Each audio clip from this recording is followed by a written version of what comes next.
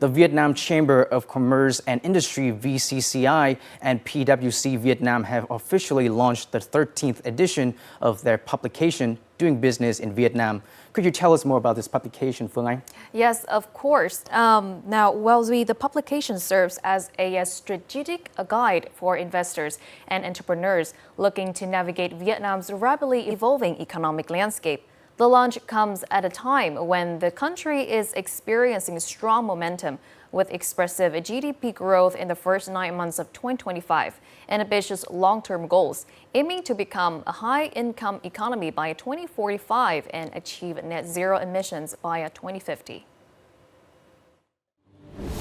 According to Doing Business in Vietnam, in 2024, Vietnam's economy demonstrated remarkable resilience, surpassing government targets with a GDP growth rate of 7.09%. This economic stability, fueled by strong trade and FDI, firmly positions Vietnam as an attractive investment destination for 2025 and beyond. Backed by optimistic growth forecasts, the publication notes that Vietnam stands as a pivotal hub for global trade and investment, and also points out that the country's economic outlook for 2025 is full of promise. Vietnam's growth has met the target and could even surpass expectations in the fourth quarter. The business environment has been steadily improving, and the new two-tier government system is now operating more effectively. What's especially encouraging is that key policy resolutions have acted like a breath of fresh air, bringing new energy and a sense of revival to business activities. The Doing Business in Vietnam 2025 report also urges the country to accelerate institutional reforms, streamline bureaucracy, and empower local governments to create a more business-friendly environment.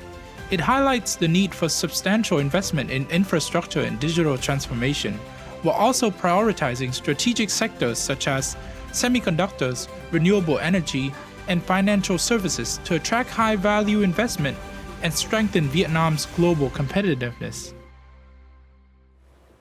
One of the most notable highlights in Doing Business in Vietnam 2025 is the government's plan to restructure its administrative system and merge local government units, a move expected to have a significant impact on Vietnam's investment environment in the coming years. And experts say that consolidating provinces and cities will not only streamline governance and reduce bureaucratic procedures, but also expand the scale and competitiveness of local economies, paving the way for new strategic economic regions capable of attracting large-scale foreign investment. To gain deeper insights into this transformation and its implications, we spoke with economist Raymond Mallon. Thank you for joining our interview today.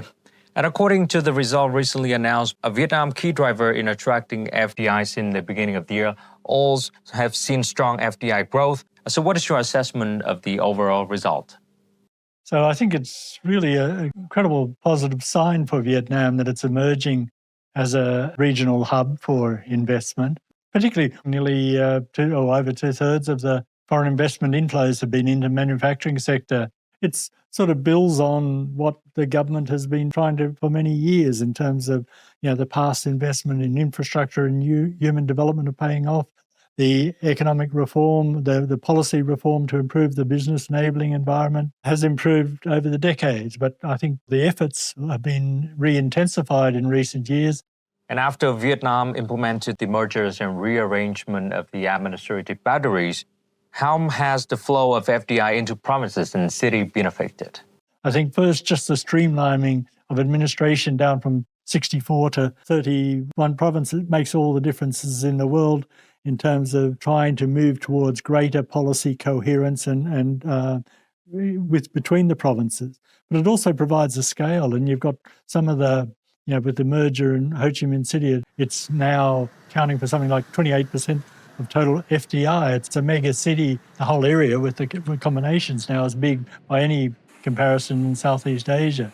So that'll provide economies of scale. But you're also seeing that in the Bắc Ninh, Bắc Giang area, Hai Duong, Hai Phong area. They're all emerging as major growth centres. So as you get this bigger scale, the provinces should be able to plan infrastructure better that take into account multimodal transport development, so the whole planning is a bit better integrated, also linked with the investments in human capital. And all of this should help facilitate the building of clusters that are very important. What scenario may have occurred in Vietnam FDI attractions in the year 2025 and the coming years? You know, if we take 2025 as a starting point and we continue to get a similar level of investment to what we got in 2025, then the government could talk about getting $35 million in the forthcoming period. And I think that would seem to be very achievable, if you like.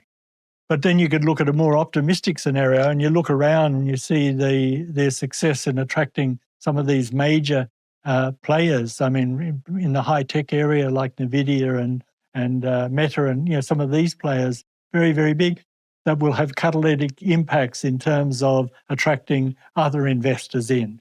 Then you could well imagine a scenario where the government targets of 40 million are very achievable, ambitious but achievable. Once again, thank you for joining our interview. Thank you.